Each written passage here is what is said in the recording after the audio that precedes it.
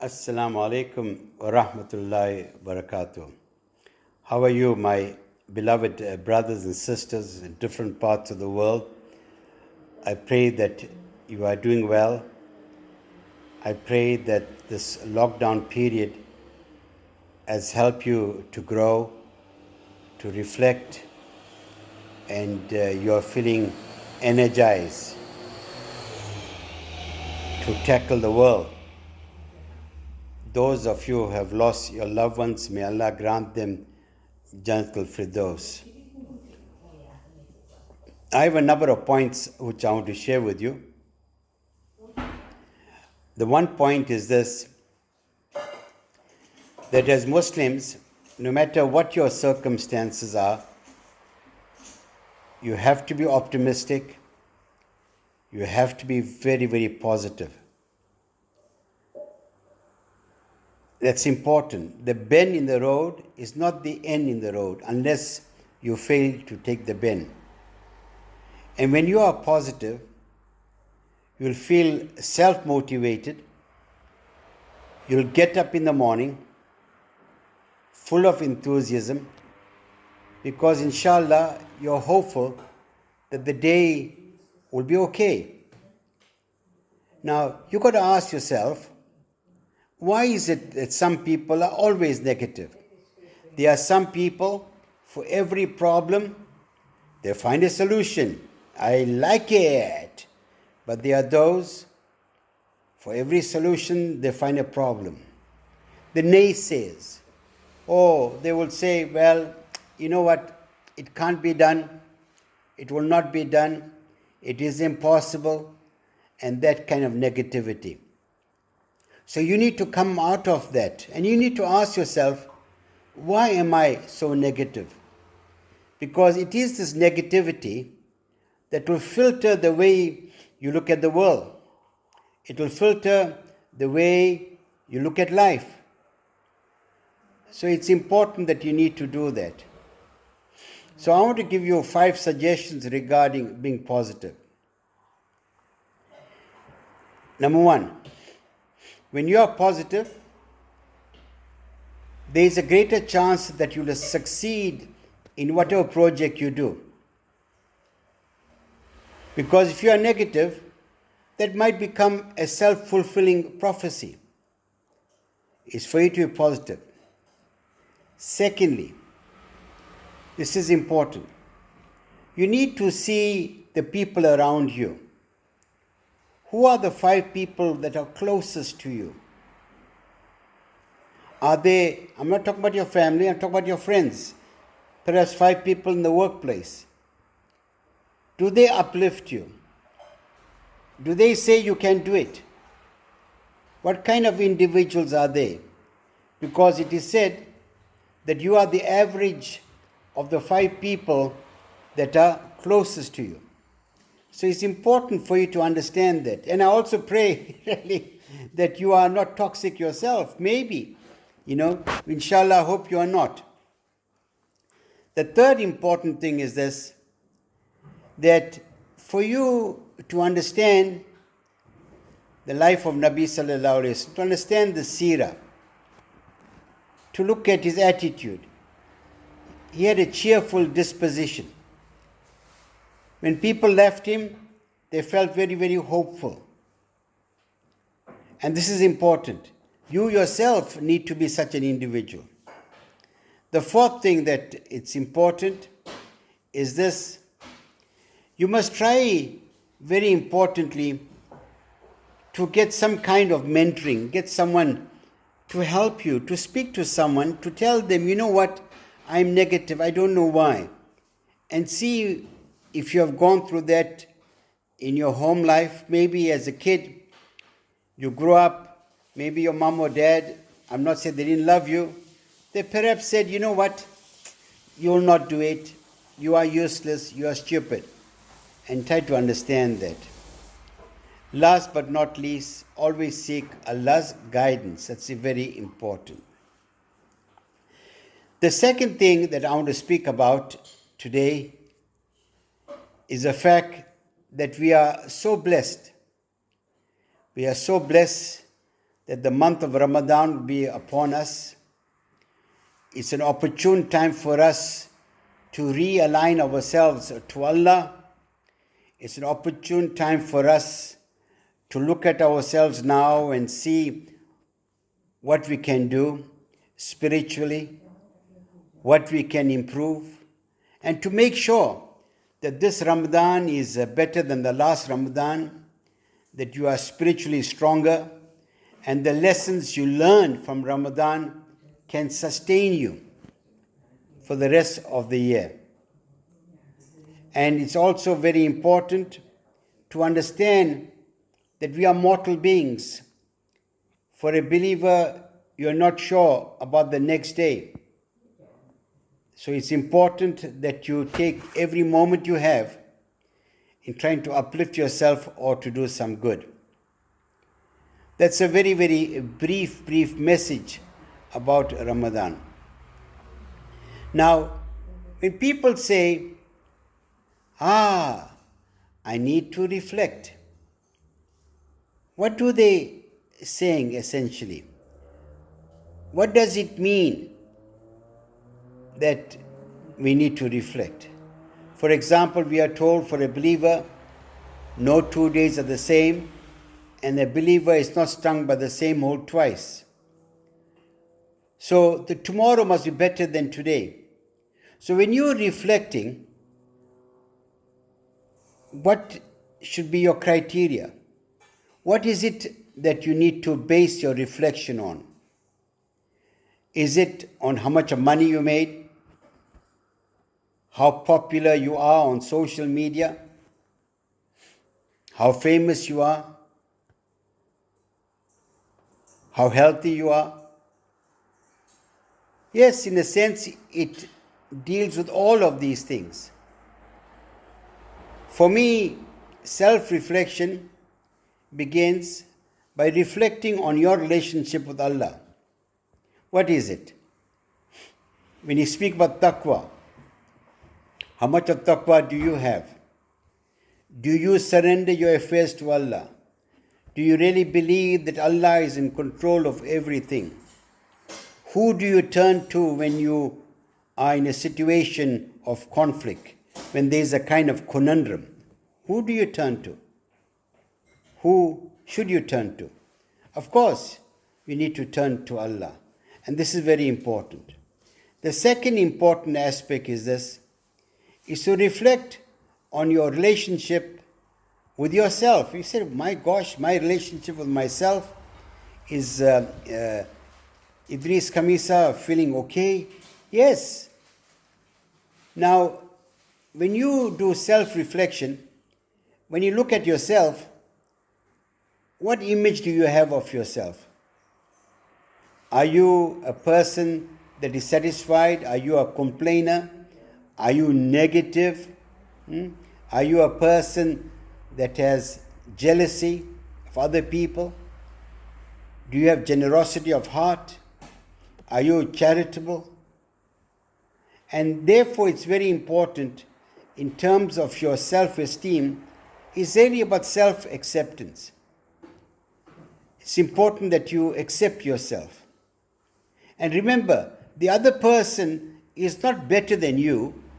We're not looking at you're not using spirituality at all as a guide in this particular point. That person is different from you.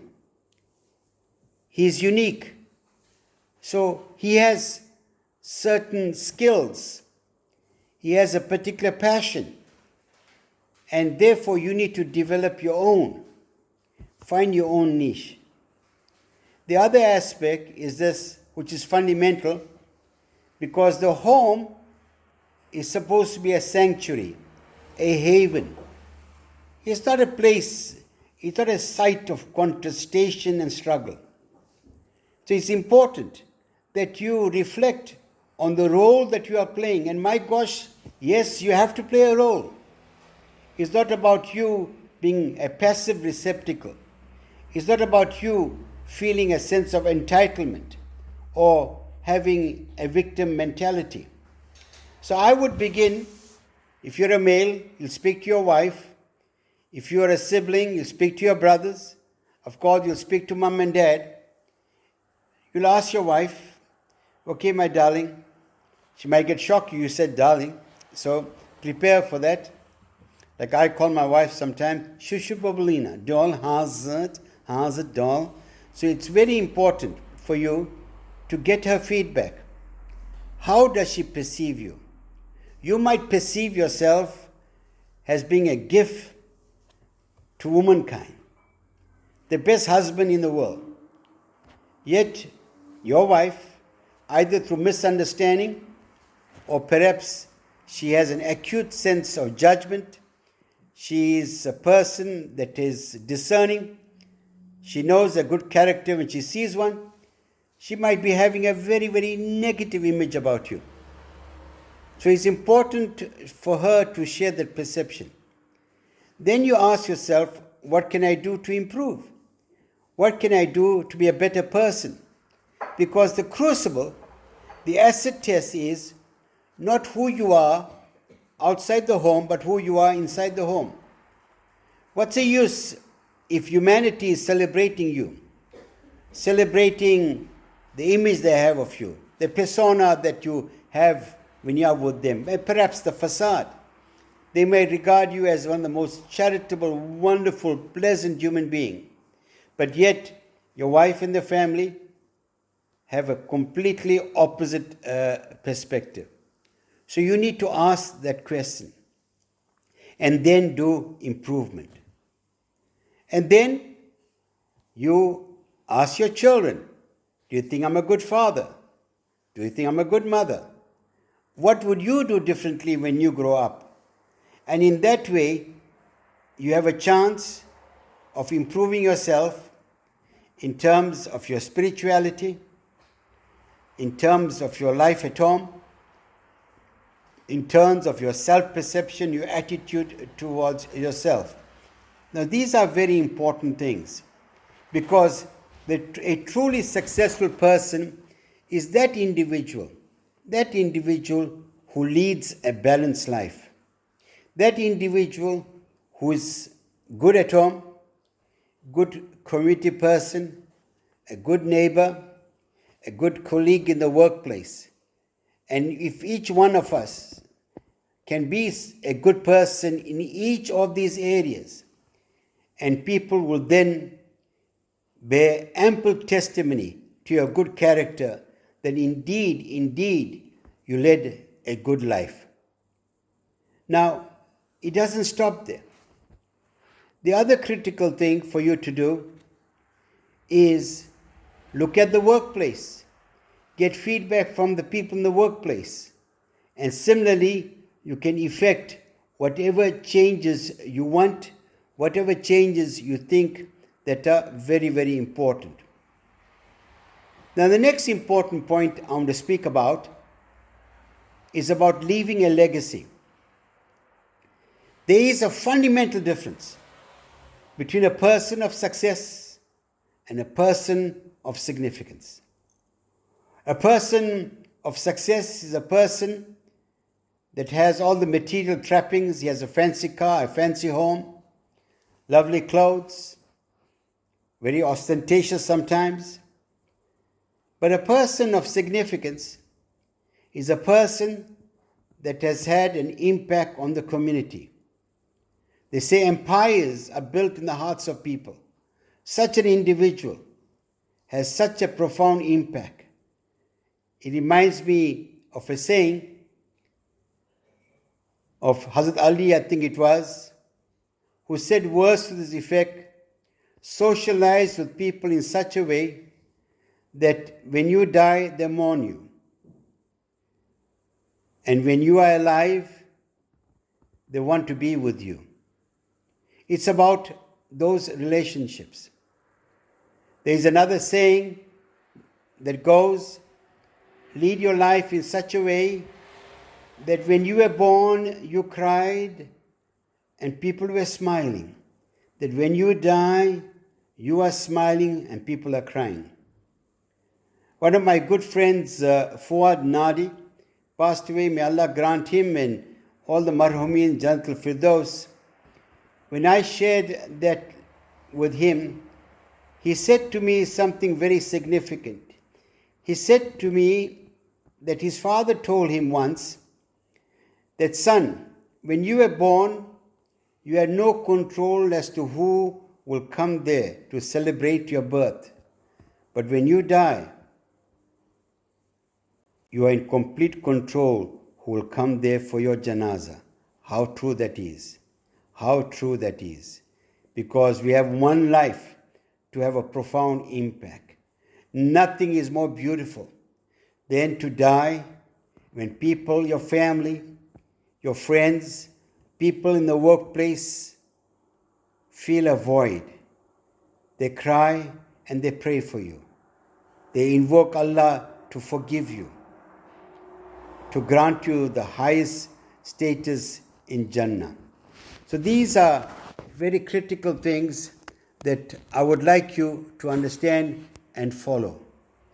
The other very important thing is this, and this is very significant also, my friends, is the fact that this lockdown has changed the world radically. They are now saying adapt or die. Change is the only permanent thing. So you got to be flexible. You got to adapt to the changing environment. You got to be a dynamic individual. And no matter how the environment changes, Islamic values will remain the same. And our Nabi sallallahu alaihi wasallam came as a mercy unto all mankind. So you yourself must be merciful. You yourself must adapt to the dynamic change. You need to look at life differently. You need to look at yourself differently. And you need to ask yourself, what do I need to do? I don't want you, no, to be a victim. I want you, inshallah, to be a person that is worthy of the highest emulation. I want you to be an inspiration to your children. I want you to be that individual. People say he is not only worthy of emulation, how I wish my children can be like him. How I wish when he was alive, I did not get to know him better. The other sore point, and now to end off with this, is the fact that all of us agree that the first ayah to be revealed was Iqra. Yet you go around, we Muslims essentially have forfeited that ayah. We are no more avid readers. We used to read voraciously, but now we do not do that. So what is important, my beloved brothers, my beloved sisters? I want you to rekindle that passion. I want you to read again so that you would gain knowledge. You'll become a leader again. You'll be an inspiration to other people. These are important things. These are very, very critical things. And if you do that, people will look to you for leadership. People will be inspired by the numerous wonderful didactic stories you need to share. So yes, my friends, my beloved brothers, remember me in your prayers. And I'm saying to all of you from South Africa, you are in my prayers. May Allah guide you. May you be a leader. May you be an inspiration to others. May society feel beholden to you for the wonderful things that you have done for the community. Be a guide, be a supporter, but do not adopt a victim mentality. This is Idris Khamissa saying to all of you, Assalamu alaikum wa rahmatullahi wa barakatuh.